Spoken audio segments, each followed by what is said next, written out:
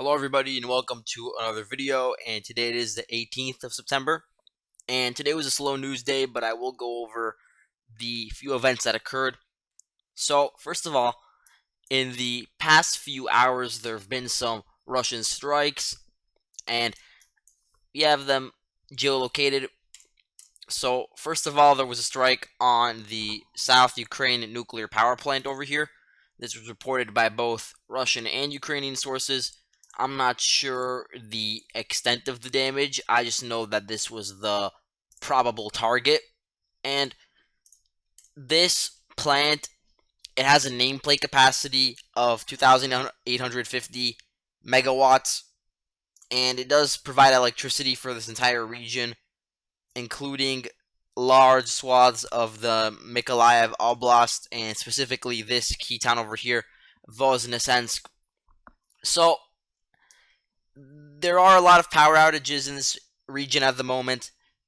You also have power outages in the Zaporizhia region because there were some either airstrikes or artillery shelling of this city.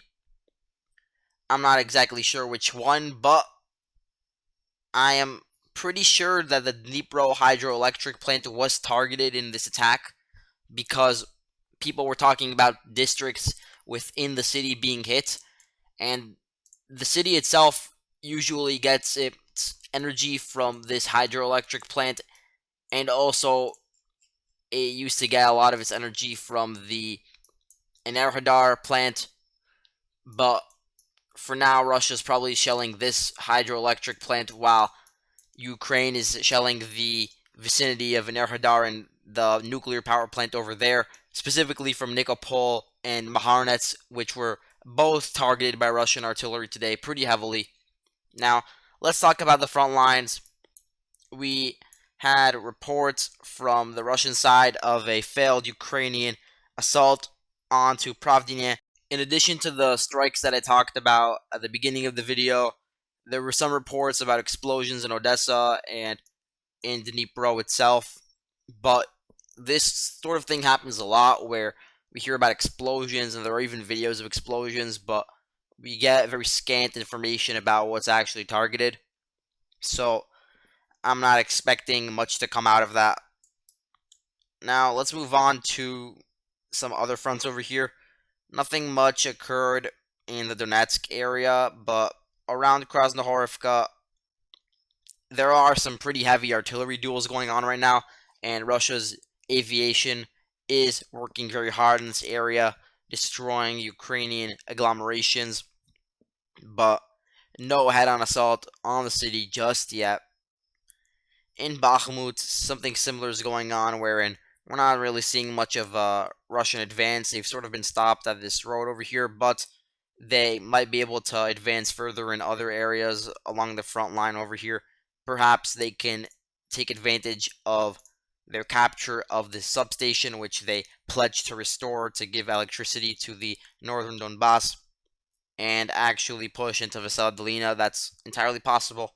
In Bakhmut itself, there was actually some pretty cool drone footage which was released by, I think it was a Ukrainian Telegram channel, Deep State, and it actually shows the firefights going on right now around these apartment buildings. A 5-story residential building was hit by the Russian side. It's obviously not occupied by any civilians now. Ukraine is probably using all this area as a good staging ground to prevent any sort of breakthroughs. And the footage was just like, it was very, very uncanny. So I'd recommend watching the video. It does also prove that the front line is basically around this area and that neither side has really been able to push the other out of their previous positions. Although it's possible now that we're going to see the Wagner troops attempt to further solidify their control on this street specifically after their minor successes just to the south of Bakhmut. Let's move on to Bilohorivka, where we have some news. I have a geolocation here which shows a Ukrainian car passing through and it actually showed some destroyed or captured equipment that was left behind by probably the Russians or the LPR forces. I don't know when this video was recorded though. It could have been recorded at the same time as the video from over here, which was probably by now recorded a week ago. So I'm not sure whether it's true, but for that reason, I'm just leaving it as black, which means it's contested. There were a lot of rumors going around on the Ukrainian side that Lysychansk and even Severodonetsk were captured. This is pretty ludicrous, but it was a very widespread rumor. So maybe the kernel of truth to that is that the Ukrainians re-entered Bilohorivka, and then that's about 5 miles away. No new developments on the Oskil Front for today, but I will mention that satellite imagery from the two crossings of the Oskil River actually show that there's a gap in there, so either the Ukrainians or the Russians destroyed it at some point. So Ukraine hasn't actually crossed the river in this point.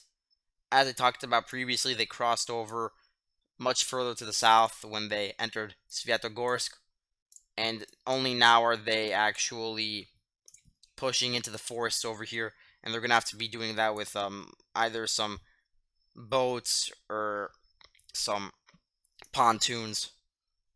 The Russians are redeploying their units to some new defensive lines, first around the Oskil River, but also around Zvatove over here, and specifically the 90th Tank Division and the 1st Guards Tank Army are being deployed to this area to prevent any further breakthroughs. But no real news about changes today. What I'll say is that there were rumors on the Russian side that there would be a Kharkov counteroffensive in this area. I'm not sure where that would occur though.